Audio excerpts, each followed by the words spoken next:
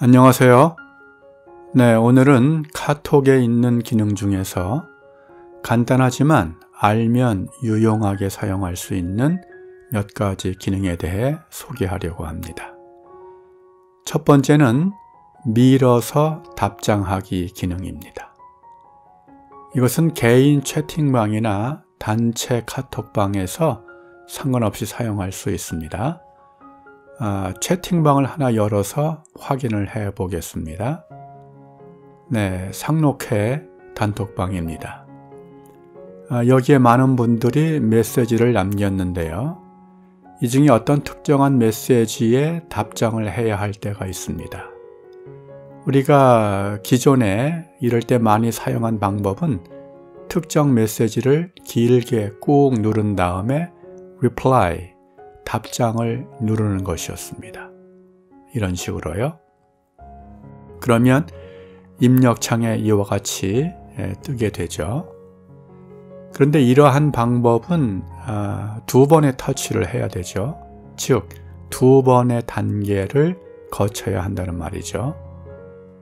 그런데 밀어서 답장하는 방법은 단 한 번의 터치로 가능하게 합니다. 예를 들어서 화면에 보이는 첫 번째 메시지에 답장을 하고 싶으면 그 메시지를 왼쪽으로 밀면 됩니다. 이런 식으로요. 네, 입력창에 보면 전에 했던 것과 동일한 결과를 볼 수 있습니다. 네, 만일 두 번째 메시지에 답장을 하고 싶으면 이 두 번째 메시지를 이렇게 왼쪽으로 밀면 됩니다. 간단하죠? 네, 화면을 아래 위로 내리고 올리면서 원하는 메시지를 왼쪽으로 밀면 그 메시지에 대한 답장을 쉽게 할 수 있는 것입니다. 네, 두 번째로 알아볼 기능은 단톡방에 있는 여러 사람 중에서 어느 한 사람을 지목해서 메시지를 보내는 방법입니다. 물론 한 사람을 지목해서 메시지를 보내지만 단톡방에 있는 모든 사람이 그 메시지를 같이 볼 수 있죠. 네, 직접 확인을 해 보겠습니다. 네, 단톡방을 연 다음에 하단에 있는 입력창에서 소위 골뱅이라고 부르는 at를 입력합니다. at을 입력하면 입력창 위에 그 단톡방에 있는 사람들의 이름이 쭉 나열이 되죠. 네, 이 중에서 원하는 사람을 터치해서 선택하면 바로 그 사람에게 메시지를 보내게 됩니다. 네, 만약 친구 3을 선택하게 되면 입력창에 이와 같이 표시가 됩니다. 네, 한 개인에게 보내는 메시지처럼 보이지만 단톡방에 있는 모든 사람들이 같이 보게 됩니다. 네, 안녕하세요. 네, 이렇게 하면 개인에게 보내는 것이지만 여러 사람들이 함께 볼 수 있습니다. 단톡방에서는 때로 매우 편리하고 유용한 기능이 될 수 있습니다. 세 번째는 화면 캡처 기능입니다. 일반적으로는 보이는 화면만을 캡처하는데 이것은 보이지 않는 화면의 위 또는 아래에 있는 것들을 포함해서 길게 많은 것을 캡처할 때 필요한 기능이죠. 네, 톡비서 조디 채팅방을 열었습니다. 네, 여기에 4개의 메시지가 있는데 이 4개의 메시지를 한꺼번에 캡처를 하고 싶으면 우선 그 아래 입력창 왼쪽에 있는 플러스 버튼을 누릅니다. 네, 그러면 캡처라는 메뉴가 있는데 이것을 터치해서 선택을 합니다. 네, 그러면 화면이 어두워지면서 이렇게 바뀌죠. 여기에서 캡처하고자 하는 범위를 설정해야 되는데 만일 처음부터 끝까지 캡처하고 싶다고 하면 처음 메시지를 터치한 다음에 화면을 밀어서 마지막 메시지를 터치합니다. 그러면 캡처를 위해서 선택한 모든 메시지가 어두운 화면에서 밝은 화면으로 바뀐 것을 볼 수가 있죠. 네, 만일 선택한 후에 다시 선택하고 싶다, 수정을 하고 싶다라고 하면 우측 상단에 있는 선택 해제를 누르고 다시 시작하면 됩니다.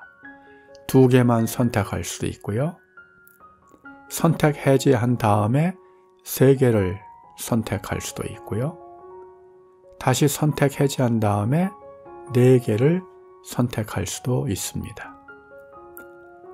네, 이렇게 해서 캡처할 메시지를 다 선택을 했으면 이것을 저장할 수도 있고 또 다른 사람에게 전달할 수도 있겠죠.